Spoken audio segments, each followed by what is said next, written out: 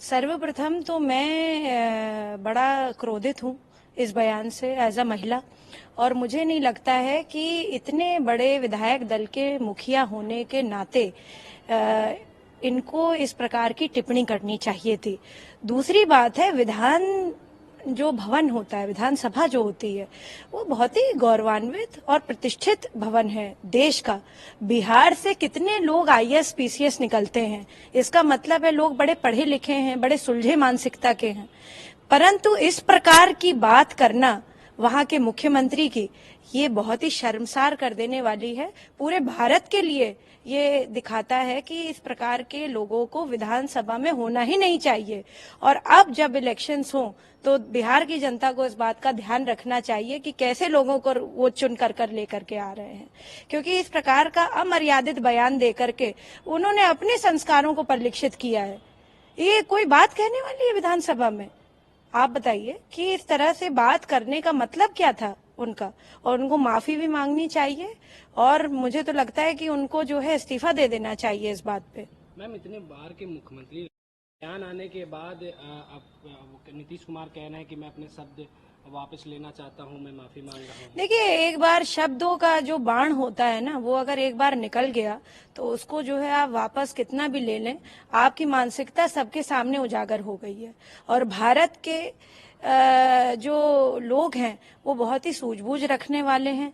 Specially जैसे मैंने पहले कहा, बिहार के लोग, बहुत सारे ऐसे लोग हैं जो पढ़ने लिखने में बहुत आगे हैं। विपरीतार्थ परिस्थितियों में उन्होंने इतना बड़ा सर्वश्रेष्ठ एग्जाम, भारत का आईएएस का एग्जाम जो है पार किया है, और लोगों ने बहुत ही कम रिसोर्सेज में इस एग्जाम को पार किया। इसका मतलब है कि बिहारी जो माइंड है वो बहुत ही ट्रेंड और बहुत ही अच्छे हैं। कितने सारे साइंटिस्ट हैं बिहार से जो अभी भी जो है यहाँ के भी शोध में जो है अपना रिसर्च कर रहे हैं, और बाहर भी नासा में भी हैं, कार्यरत हैं। तो मैं समझती हूँ कि इस तरीके का बयान देना वहां के मुख्यमंत्री का, ये बहुत ही शर्मनाक है। और इस पे कितनी भी वो माफी मांग लें, जो है बिहार की जनता को ये याद रखना चाहिए, महिलाओं के खास तौर से ये याद रखना चाहिए कि किस प्रकार की घटिया मानसिकता को उन्होंने विधानसभा जैसे पवित्र जगह पे और ऐसे स्थल पे जहां पर लोग चुन करके लाखों के वोट से जीत करके जाते हैं, और लोगों का एक तरह से विश्वास है, संविधान भारत का है, वहां से संविधान के लिए काम करा जाता है, वहां पे लोगों की भलाई के लिए काम किया जाता है, वहां पे इस तरीके का बयान देंगे आप?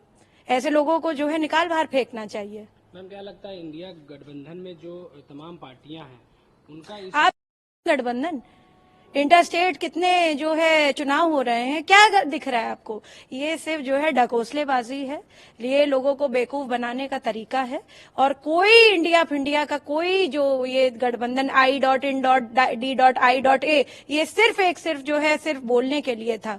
भारत अजर है, भारत अमर है। भारत का जो एक जो है विशेष, मैं कहूंगी, जो आत्मा है, उस सबके दिलों में एक ही उससे है कि हमारा भारत आगे रहे। और भारतीय जनता पार्टी लगातार इस मिशन पर काम कर रही है कि हम सबका साथ सबका विकास, आदरणीय प्रधानमंत्री जी, आदरणीय नरेंद्र मोदी जी के विजन में काम करें। और हम सब कार्यकर्ता जितने भी हैं, भारतीय जनता पार्टी को विशेषता जो है इस मुकाम पर ले जाएंगे। 2024 में भी हम जो है फिर से जीत करके इसलिए आएंगे क्योंकि जो है प्रधानमंत्री का विजन भारत की अखंडता के लिए है, इसलिए नहीं है कि बांट बांट करके जो है हम जो है अपना उल्लू साधे। जी, क्या लगता है गठबंधन में जो पार्टियां हैं वो इतने बड़े बयान जो महिलाओं के प्रति, इसका विरोध क्यों नहीं कर रही हैं? क्या ये उनकी मानसिकता परिलक्षित करता है ना, उनकी कथनी करनी में फर्क है। उनको कभी लगा ही नहीं कि महिलाओं को आगे आने देना चाहिए।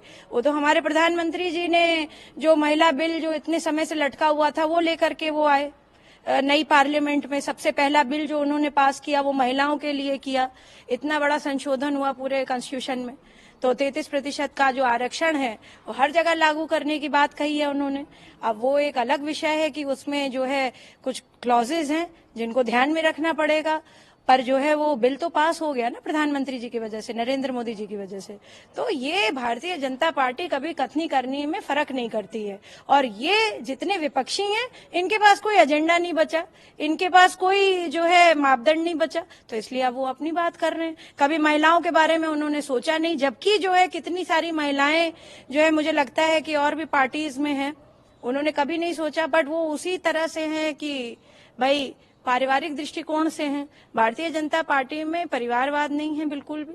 वो अपने मेरिट पे लोग आ रहे हैं, अपने मेरिट पे लोग कर रहे हैं। और प्रधानमंत्री जी का जो विजन है वो बहुत क्लियर है।